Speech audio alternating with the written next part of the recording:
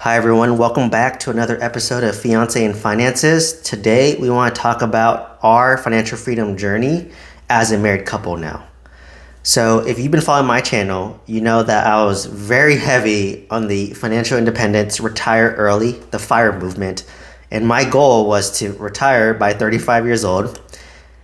Surprise, I'm 35 right now, not retired. But my goal was to retire by 35 years old with $20,000 a month in passive income from real estate so that I don't have to work a W-2. And why I chose $20,000 a month was because that's two pharmacists' salary. Because I knew that, if I married Christine, which I did, that's a surprise, I want to replace two pharmacist salaries. I want to live that same lifestyle without having to work as a pharmacist. Okay, knowing what you know now that you're 35, what is your next goal? Yeah, so, if I was a single dude and I had no kids, didn't want kids, right? I do want kids and a family, but if I was a single dude, no kids, or even if I was just married, and let's just say like me and you said that we don't want kids. The dink life. Yeah, the dink. So dual income, no kids, life. I think I would retire right now. Okay, wow. Do you feel like you have enough money for that? Yeah, so for me, if I want to retire right now, obviously as a real estate investor, I'm asset rich, cash poor. Like I do have some like apartments that cash flow today, but most of my net worth is trapped equity in real estate. So if I want to like access it to like retire or to work part-time, I have to sell some of my real estate and then use that equity to pay off my mortgage here so that I lower my expense. Or I could sell another property and then pay off another one of my properties to increase the cash flow. So as I kind of been doing this longer, I realized that for me to comfortably want to retire, I need to like lower my expenses as low as possible. But it's obviously hard to lower your expense if you have a mortgage on a house that's like $5,500 a month.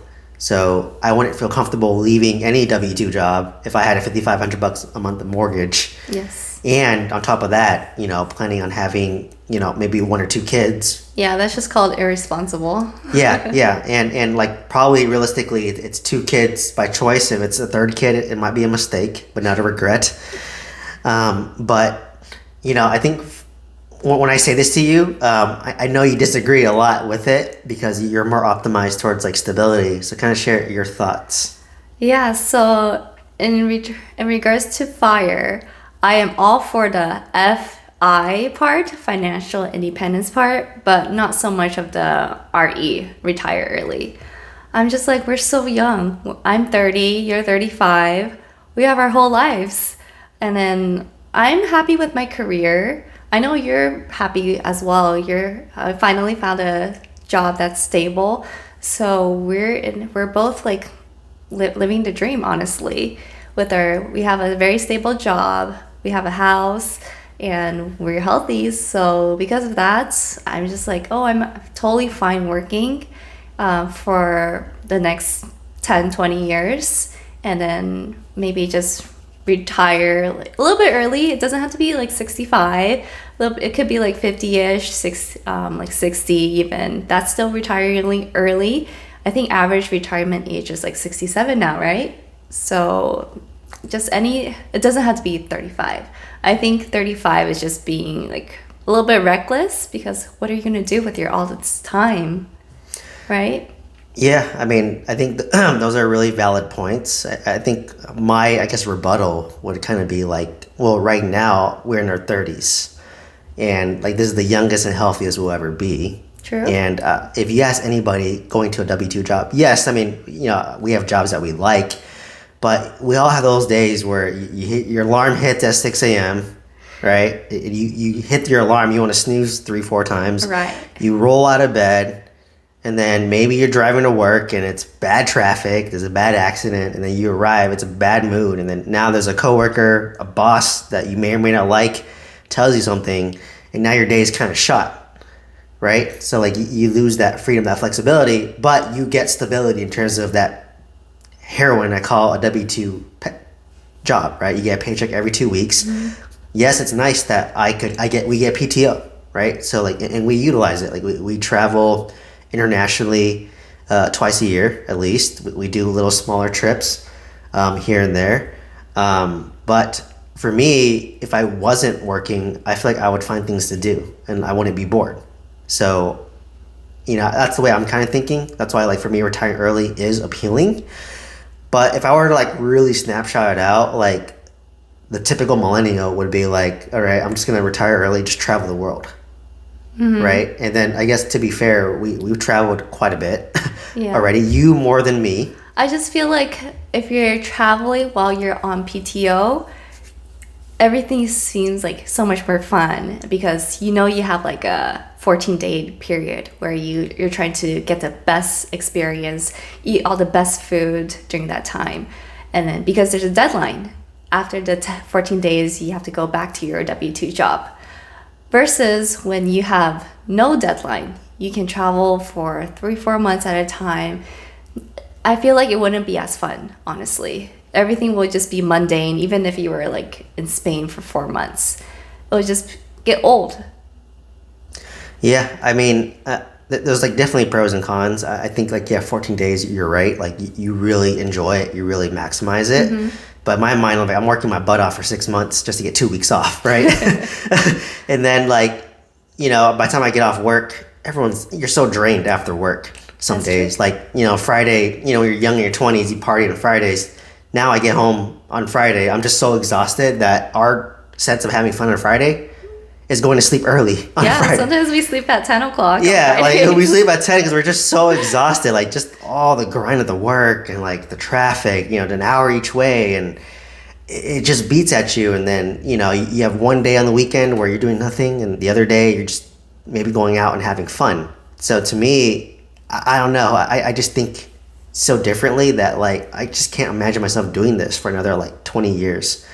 I've already been working I graduated 2013. I've been working for like 12, 13 years. That's impressive. And, that was the whole point of me doing real estate was it was just motivating to like, I see like pharmacists who've been working at one hospital for like 40, 50 years. And just the thought of me having to do that is terrifying because like the job is just so repetitive every single day. Like healthcare doesn't change fast, right? Let's be honest here. Like people say, AI can replace pharmacists, and maybe it can.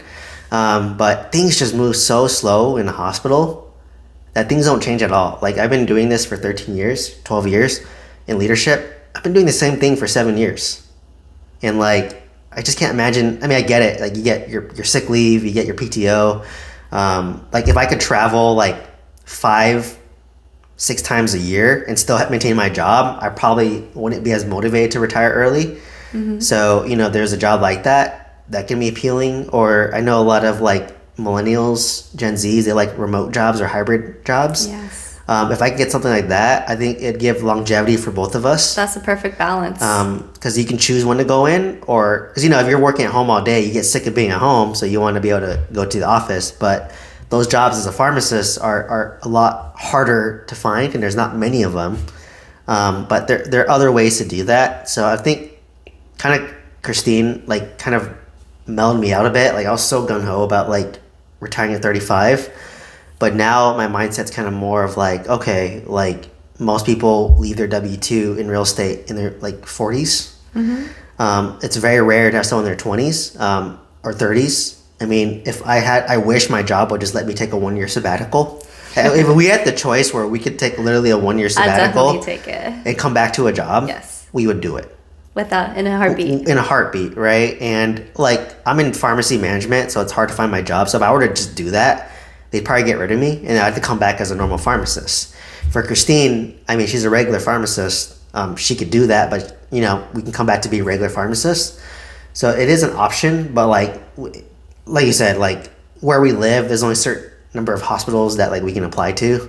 Also in America, we don't have like unlimited healthcare. So we have to like depend on a job for healthcare. So that's also a limiting step, especially if you have family. Like healthcare can really add up for like a mom, dad, and 2 kids. So it's kind of like forcing you to work. Yeah, I mean, like when I was like laid off, I was paying for Kaiser. It was like I think $300 a month. Just for one person. Yeah, just for and one. You're young. Yeah, just for one person who's young and healthy, and this is a high deductible plan. Versus like through work, it's like $80. Yeah, very affordable. Yeah, a month, which is very affordable. But like you said, you're working for that benefit. But I want to build so much wealth via passive income that I don't care what my insurance is. And that's the level I want. Like we're talking about a $200 difference here, right? Like, and I can easily replace that with one piece of real estate, or if I were to sell real estate, it would cover all my insurance premiums, for a couple of years. So like, it's that kind of that fine balance. But I think what's holding me back from just doing that and being crazy is that, obviously kids in the future, I don't know how that's going to look. I guess in terms of finances, you don't know if your kid's going to be healthy or not. Hopefully they are. So that's just the unknown factor, I would say. Yeah, but overall, I know that we will have some kind of fire. It won't be like firing at 35, as you said, but it will be somewhere between 35 and 67, the average age. So I know that as long as we continue to grind, continue to work as hard as we can right now when we're young and healthy, especially before having kids, we will set up a great foundation for hopefully retirement early. Yeah. And, right now the economy is like very uncertain, right? Like there's a new president, and then there's just a lot of layoffs happening in healthcare, and there's just a lot of uncertainty. So this is the time when having a W-2 job is nice. And then also building other streams of income. So like, I do coaching, real estate coaching. I own real estate. Christine like works, and she does a little bit of investing as well. But we're trying to like build up other streams of income so that, if real estate does crash, which I hope it does, we can buy good deals, right? Like I'm waiting for these good deals to come. But I think realistically, our like early retirement is going to be very stepwise. It's probably going to be Christine is going to be part-time first. Once we have like kid 1, kid 2, Christine will probably be part-time. So that's what, two days a week, ideally 2-3 days a week, I would say. I would still be full-time because I work in management and can't be a part-time manager. And we need insurance too. Yeah, and then we need like the full health insurance. So like the whole family would be under my plan, right, for my job. And at that point, for me to step down to part-time or to step away from my job, I would say this house needs to be paid off. Yes, so that is our main goal. Our main goal is like this house paid off. And probably, so that would save us $5,500 a month is our mortgage. So if I would have to sell a house, take all that equity, pay off this house, save, not to pay $5,500 a month, but even despite that, property tax, insurance, HOA, utilities, that's still $2,000 a month, right? And another thing to do is I'd probably sell another single family home and then probably pay off my 2 apartment complexes in Oklahoma because they're cheaper.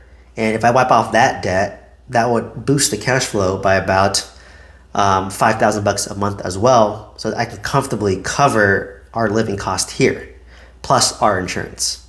Yeah, so many moves before that's the move. So I have to sell 2 properties to pay off this house, to pay off some other properties before I even consider stepping down from my W-2 to part-time, because I can be a regular pharmacist part-time, or just step away completely. But realistically, it's probably gonna be me stepping down to part-time, because I think it has to be a very gradual process. But that just goes to show the importance of early planning, especially when you bought this house was when you were in your late 20s. Yeah. And then so maybe hopefully you can reap the benefits in your late 30s or early 40s. So yeah, early planning for retirement and for real estate purposes is extremely important. And this is something that you have done great on.